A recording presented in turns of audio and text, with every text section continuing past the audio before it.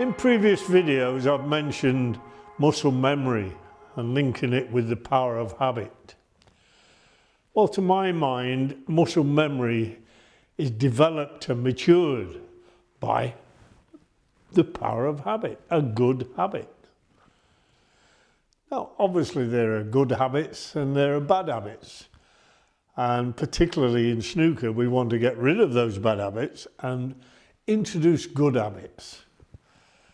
And getting rid of those bad habits is one heck of a problem.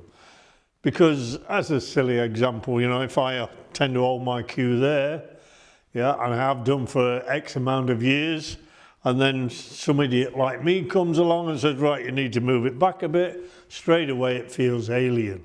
It really does. I've only got to make a minor adjustment and straight away it feels so uncomfortable at this game. Anyway, I'd like to talk about the power of habit and give you a couple of examples of what I mean.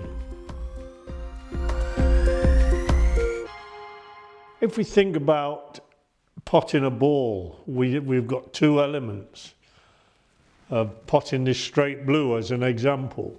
One is I've got to point the cue in the right direction. Secondly, I've got to deliver the cue in that same direction. Which comes first, the aim or the cueing? To my mind, the cueing action is the first priority. So here, I develop a straight cue action, as near as straight as I can make it. It might not be the correct straight aim, but equally it's a straight action. So once I get that right, then I can correct the aim. But if I'm aiming correctly, but then not delivering the cue correctly, I'm still going to miss. All right? So the real point is to deliver the cue where I am aiming. And then that way I've got half a chance of potting balls. So develop that cue action first. All right? This is where this baulk line comes in, which I've mentioned in previous videos. I've got a pre-shot routine. I put the cue on the baulk line. All right? I develop my cue action to the point where it is still on the baulk line, even when I've played the shot. So I establish that. Now I come to this straight shot here. I've got a straight cue action. I know that my aim is correct from there.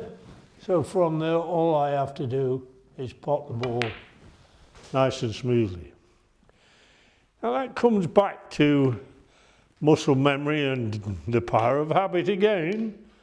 So if I've got a stabby cue action here, and some players are quite good at doing it, let's be honest, from there, but they've got a stabby cue action, short and stabby.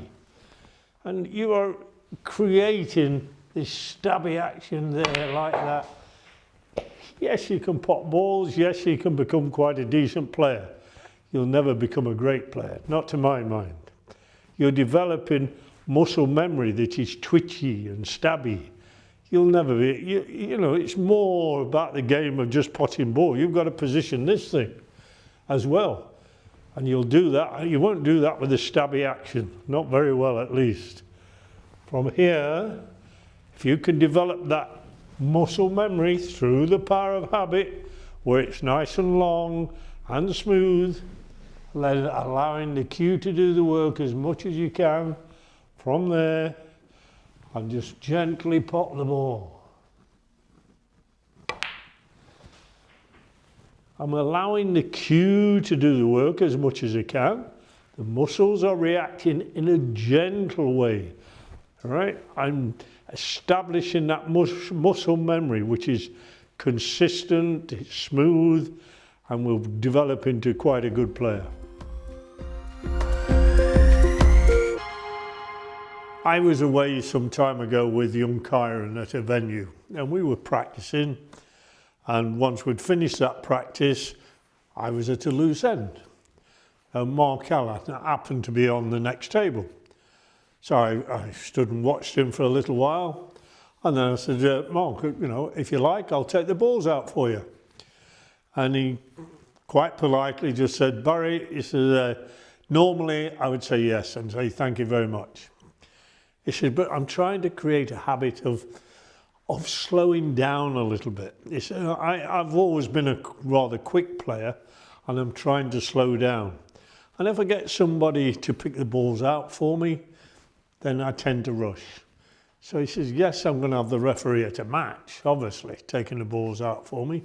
But if I can introduce that habit of slowing down between shots, then just maybe I'll be able to take that to my matches where I do slow down. And it helps to encourage me to stop making these silly mistakes. So I just, okay, Mark, and just left him on his own and continued to watch him play. And another example was Ray Reardon. Sadly, Ray Reardon has recently passed away, a lovely guy and one hell of a player. But yes, we've lost him now, but you can still see him on YouTube. And one of the things that intrigued me really some years ago, I was talking to his brother, and his brother used to do a little bit of table fitting at a club I was practicing. And we got having a chat. And I was intrigued with how Ray chalked his cue. Now, he's a right-handed player, and his chalk would always be in his left breast pocket, like that. So I said to his brother that he probably did that because when he's cueing, the chalk would get in the way with it being in the pocket. And his brother said, well, it might be a part of it. He said, but really he did it to slow down. And then he demonstrated. So if you've got your cue in your right hand, his left hand would take the chalk out. He'd swap the two over. Now the chalk's in his right hand. He'd chalk the cue, put it back into his left hand, and put it down there, and then play the shot. Well, it was only a few seconds. But it demonstrated introducing it to his own game just to slow him down that fraction. And if you're doing that sort of almost every shot, those few seconds, you know, they will add time and slow you down, give you a little bit more thinking time, a bit more control time, shall we say. You can also relate it to Ronnie O'Sullivan, if you watch him when he did his magnificent 147 break. You know, I think it was 5 minutes, 20 seconds, something like that. And he's got a short backswing and just pushes a cue through. Well, by his own admission, right, he would never win the World Championship doing that. And I doubt now that he could repeat that 5 minute break, shall we say, of a 147. And the reason for it is if you compare his two cue actions, one would be quite short, now it's longer. You know, he still does a little few feathers there and it's long back. Well, that is a second shade on every shot. Well, he's got a minimum of 36 shots, so there's 36 seconds straight away. It's another habit, the power of habit. Now, when we come to routines, that a pre-shot routine, you develop your own. You step into the shot, you point the cue, you do your feathers here. A lot of people become robots at doing that. And yes, can be a little bit boring, but if it's effective, is it boring? Not to my mind, it isn't. Okay? Good luck with that practice.